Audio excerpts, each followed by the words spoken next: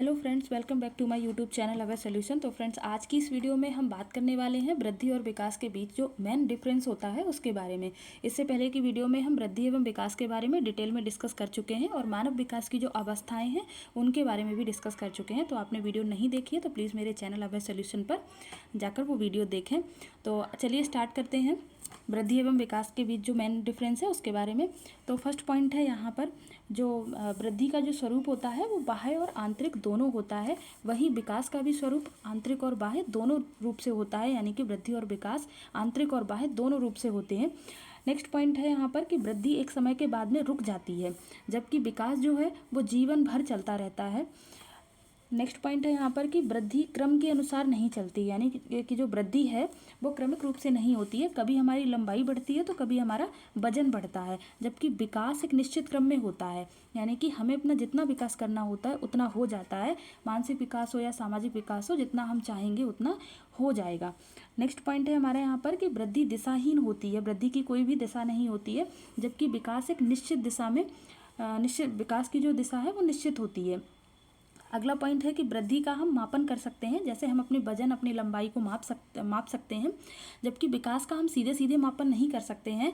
जैसे कि हम सामाजिक विकास या नैतिक विकास का तो मापन नहीं कर सकते हैं, लेकिन हम मानसिक या बौद्धिक विकास का मापन कर सकते हैं। अगला पॉइंट है हमारा, जो वृद्धि है वो केवल परिमाणात्मक होती है, यानी कि क्वांटिटेटिव होती है, उसको हम माप सकते हैं, जबकि जो विकास होता है वो परिमाणात्मक और गुणात्मक दोनों ही होता है, यानी कि क्वांटिटेटिव और क्वालिटेटिव दोनों ही होता है। नेक्स्ट पॉइंट है कि वृद्धि जो है वो हमारी बॉडी के सेल्स पर डिपेंड होती है, सेल्स पर आधारित होती है, क्योंकि हमारे शरीर में बहुत सारी कोशिकाएं होती हैं जो शरीर का निर्माण करती हैं। जबकि विकास संगठनात्मक तरीके से होता है, क्योंकि सभी विकास का एक संगठन होता है। विकास में सभी तरह के विकास जो है वो शामिल होते हैं। नेक्स्ट पॉइंट है हमारा यहाँ पर कि वृद्धि होने से विकास हो भी सकता है और नहीं भी, यानी ये जरूरी नहीं है कि अगर वृद्धि हो रही है तो विकास भी हो। जैसे कि जब कोई आदमी मोटा होता जा रहा है तो उसकी वृद्धि हो रही है, परंतु ये जरूरी नहीं है कि मोटा होने से उसका क्रियात्मक विकास भी बढ़े। तो ये जरूरी नहीं है कि वृद्धि होने के साथ साथ विकास भी हो। वहीं विकास जो है वो वृद्धि के बिना भी संभव है, यानी कि अगर वृद्धि नहीं होगी तो भी विकास संभव है, क्योंकि कुछ व्यक्तियों का जो आकार है, ऊंचाई है या भार है वो नहीं बढ़ता है, लेकिन उनमें नैतिक विकास, सामाजिक विकास और बौद्धिक विकास होता रहता है। अब जो वृद्धि है वो एक संरचनात्मक प्रक्रिया होती है, जबकि विकास जो है वो एक क्रियात्मक प्रक्रिया है। तो यहाँ पर हमने डिस्कस किया वृद्धि और विकास के बीच में जो मेन डिफरेंस था उसके बारे में। अब हम कुछ क्वेश्चंस कर लेते हैं वृद्धि और विकास से रिलेटेड। तो चलिए स्टार्ट करते हैं। तो सबसे पहला क्वेश्चन है हमारा यहाँ पर कि जो किशोरों का सामान्य व्यवहार होता है वो क्या होता है। तो यहाँ पर हमें ऑप्शन दिया है अनियमित, अस्थिर, अप्रत्याशित। दूसरा दिया है अध्ययनशील और परिश्रमी। नेक्स्ट है कि जिम्मेदारी की भावना, या फिर सुविचारित और आश्वस्त होना। तो किशोरों का जो सामान्य व्यवहार है वो अनियमित होता है, यानी वो अपनी जीवन शैली में नियमित नहीं हो पाते हैं। भावनाओं में अस्थिरता होती है, वो स्थिरता नहीं ला पाते हैं अपनी भावनाओं में। और अप्रत्याशित होते हैं, यानी कि उनमें आशा की कमी होती है। तो यहाँ पर हमारा राइट आंसर है वो हो जाएगा ऑप्शन ए, अनियमित, अस्थिर और अप्रत्याशित। नेक्स्ट क्वेश्चन है हमारा यहाँ पर कि किशोरों में आत्मसम्मान के विकास को निम्नलिखित में से कौन प्रभावित कर सकता है। तो यहाँ पर ऑप्शन दे रखे हैं हमें वायुमंडलीय स्थिति, घर का वातावरण, आर्थिक उतार चढ़ाव या राजनीतिक परिवर्तन। तो किशोरों का जो आत्मसम्मान होता है उस पर सबसे ज़्यादा प्रभाव पड़ता है घर के वातावरण का। किशोरों के घर का जो भी वातावरण होगा, घर का जो भी माहौल होगा, उस पर उनके आत्मसम्मान के ऊपर घर के वातावरण का प्रभाव सबसे अधिक पड़ता है। तो हमारा यहाँ पर राइट आंसर हो जाएगा घर का वातावरण। अगला क्वेश्चन है कि निम्नलिखित में से कौन सा बच्चों में विकास के प्रमुख चरणों में से एक नहीं है, यानी कि जो मेन चरण है, प्रमुख चरण है, उनमें से कौन सा एक नहीं है। तो पहला ऑप्शन है यहाँ पर शैशवावस्था, जो कि पहला ही चरण होता है। दूसरा है किशोरावस्था। तीसरा है बाद का बचपन, यानी कि जिसको उत्तर वाली अवस्था बोलते हैं। और लास्ट ऑप्शन है वयस्क। तो जो वयस्कावस्था होती है वो विकास के प्रमुख चरणों में शामिल नहीं होती है, इसलिए हमारा जो राइट आंसर है वो हो जाएगा वयस्क। अगला क्वेश्चन है कि निम्नलिखित में से किस अवस्था में बच्चे अपने समवयस्क समूह के सक्रिय सदस्य हो जाते हैं। तो इस चीज़ को हम पढ़ चुके हैं कि जो बच्चे हैं वो पूर्व बाल्यावस्था में ही अपने समवयस्क समूह के सक्रिय सदस्य बन जाते हैं। तो यहाँ पर हमारा राइट आंसर हो जाएगा पूर्व बाल्यावस्था। तो अगला क्वेश्चन देखते हैं। अगला क्वेश्चन है हमारा कि विकास कभी ना समाप्त होने वाली प्रक्रिया है, यह विचार किससे संबंधित है। यानी कि विकास जो है वो कभी ना समाप्त होने वाली प्रक्रिया है, जीवन पर्यंत चलने वाली प्रक्रिया है। तो इसका जो राइट आंसर है वो हमारा हो जाएगा निरंतरता का सिद्धांत, यानी कि विकास निरंतर जीवन पर्यंत चलता रहता है। अगला क्वेश्चन है कि मानव विकास कुछ विशेष सिद्धांतों पर आधारित है, निम्नलिखित में से कौन सा मानव विकास का सिद्धांत नहीं है।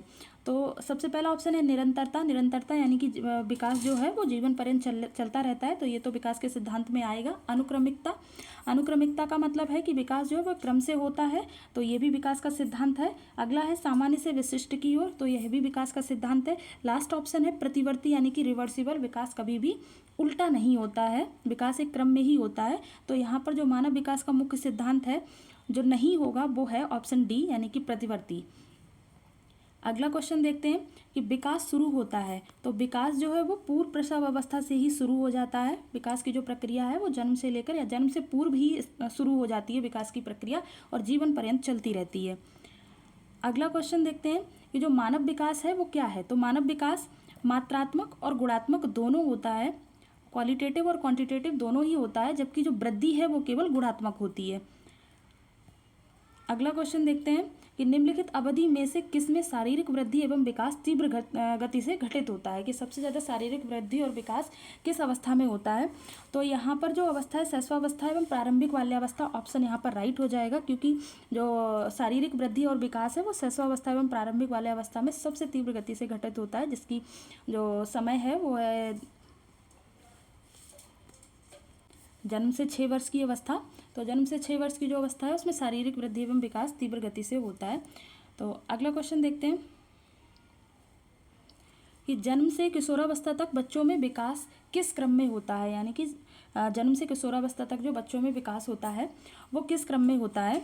तो यहाँ पर हमारा राइट आंसर है वो हो जाएगा सांवेदिक, मूर्त और अमूर्त, यानी कि बच्चे जब छोटे होते हैं तो वो अपने संवेदी अंगों द्वारा सीखते हैं, उसके बाद फिर उनमें मूर्त चिंतन शुरू होता है, यानी जो चीज़ें उनके सामने होती हैं उन चीज़ों से वो सीखते हैं, और उसके बाद में जो चीज़ें उनके सामने नहीं होती हैं उन चीज़ों से वो सीखते हैं, उन चीज़ों के बारे में सोचना शुरू करते हैं। यानी कि जो विकास है वो पहले सांवेदिक रूप से होता है और फिर मूर्त अवस्था से होता है, और फिर उनमें अमूर्त चिंतन स्टार्ट हो जाता है। नेक्स्ट क्वेश्चन है यहाँ पर कि विकास के संदर्भ में निम्न में से कौन सा कथन सही है।